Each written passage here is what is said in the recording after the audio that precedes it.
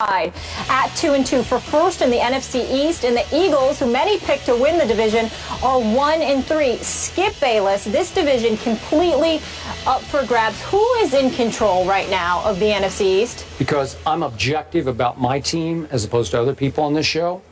I'm going to just lay it on the line for both of you. Please do. You're a real New York Giants fan. Thank you. You're a faux New York Giants fan. Whatever. But that's okay. Steelers fan, yeah. Okay. Connecticut, Oklahoma City. Y'all have no credibility. I ain't worried about that. Okay, I'm going to give you New York Giants today. And I'm going to tell you, your team is about to jump out to a commanding lead in the NFC East, because your team has won 2 straight games, won it obviously at Buffalo yesterday very impressively, and you are about to beat San Francisco. You're about to go to Philly and win. You're going to beat my Cowboys at home. You're going to go to New Orleans and win, and you go to Tampa Bay and win. And you're going to open up at 7-2, a 3 or whatever it'll be, 3 or 4 game lead over the rest of the field in the NFC East. My Cowboys, I'm sorry, I'm just going to be honest about it. They're about to lose to Tom Brady. They're about to lose at the Giants. They're about to lose to the Seahawks at home. And I think, because the Eagles do owe them one now, I think they'll lose to the Eagles, who always play well at Jerry World. Obviously, the Eagles owe them, the Seahawks owe them from last year, and the Giants owe them from opening night, a game the Giants should have won and couldn't close that deal. That was an accident waiting to happen for Eli. So my point is, my Cowboys are about to plummet to 2-6. Can they climb out of that hole if Romo comes back all the way down the schedule for the Dolphins game? I just don't know, because I think they're going to wind up 3-6 going to the Dolphins.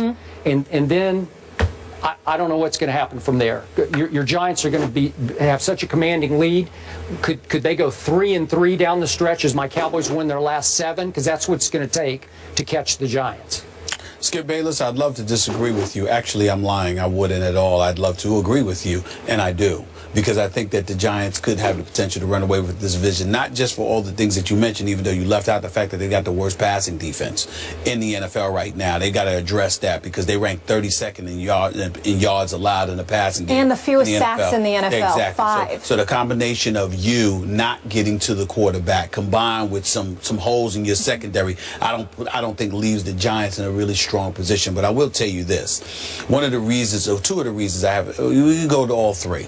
Philadelphia Eagles, I mean, let's face reality. They look like a shell of what they're supposed to be. There are 9 quarters out of the first, 14, 15 in the NFL that Chip Kelly is going scoreless. His teams are going scoreless. I mean, it's just an absolute travesty right now. I think he's got like 3 points in the, outside of the New York Jets game. He's got like 3 points in the first half. I mean, it makes no sense whatsoever. I don't know what the hell's going on in Philadelphia. He clearly made too many changes. He was doing things, trying to be the Lone Ranger and do things his way, and it's costing him right now. Let's look at that. Then we look at the Redskins. I like what I'm seeing from the Redskins. I loved what I saw from Kirk Cousins yesterday, because I certainly don't believe in him when the bright lights are on. But he showed up yesterday in a big-time moment, and he deserves to be commended for that. That touchdown to Pierre Garçon, that drive itself, I think he did some good things, remained composed, didn't throw any interceptions. A couple of risky throws he did to the side that made me a bit nervous. But outside of that, I thought he did a really good job. Where I lose it with the Redskins is their schedule. Your next 2 road games are at Atlanta and at the New York Jets. I could see the Redskins potentially losing both games. Not because their defense won't show up to some degree, but because offensively, I think those 2 defenses can get the better of Kirk Cousins. And suddenly we're not talking about Washington right now. The Redskins deserve a lot of credit. I love what I see when they run the ball effectively. I think they're a different team. When they run the ball a lot, I think they're a different team. All right, but the problem is that I don't know if they're wise enough to do it continuously. When I think about Alfred Morris right now, I'm saying to myself, why not give this guy the ball more? He's averaging about 4 yards a carry. Matt Jones is at 4.7 yards a carry. Why not give him the ball more? So those are questions that I have about the Redskins, not to mention their defense.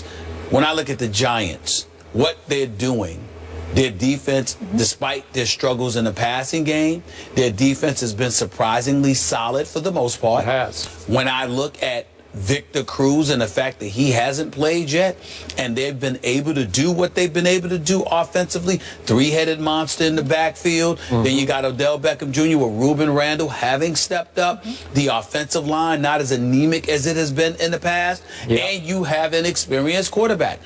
There's a lot of Dwayne Harris, a nice new piece. That's right. There's a lot of people. That's right. There's a lot of people that don't believe in Sam Bradford. The jury is still out on Kirk Cousins, even though you and I don't believe that's the case. We believe he's allergic to the bright lights. Okay, and of course Brandon Whedon is their quarterback for the Dallas Cowboys, even though he did not play badly. But the point is, if I got to bet my money, this Eli Manning, who's Mr. Steady. I mean, this dude hasn't missed a start in practically a decade. He plays every game. He's there. He's all-reliable. And I think when you look at it from that perspective, you got to roll with the Giants right now as to them being the biggest threat to knocking off the Cowboys in the NFC East in terms of division champions. Do you agree with me they're about to take a commanding lead in the division? I think they'll continue to win. I would say so, because I think that the Redskins could potentially lose their next 2 games, and I definitely think that Dallas is going to lose to New England. So I don't want to say commanding, because the Giants started out 0-2, so they got some ground to make up. Plus they lost to Dallas along the way, so they have some ground to make up.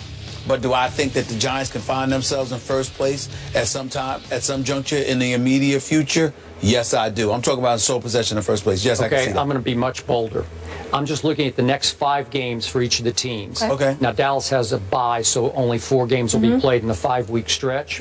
The Giants are going to win 5 in a row, which would make it 7 in a row.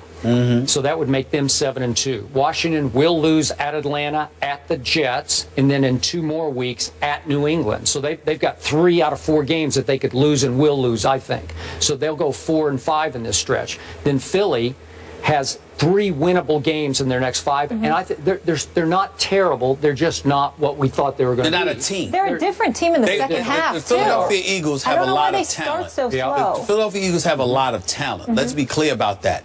But they're not a team. As constructed, it doesn't make sense to have those pieces together if you want to do what Chip Kelly says he wanted to do. So I'm still going to give them 3 of their next 5. That would make the Giants 7-2.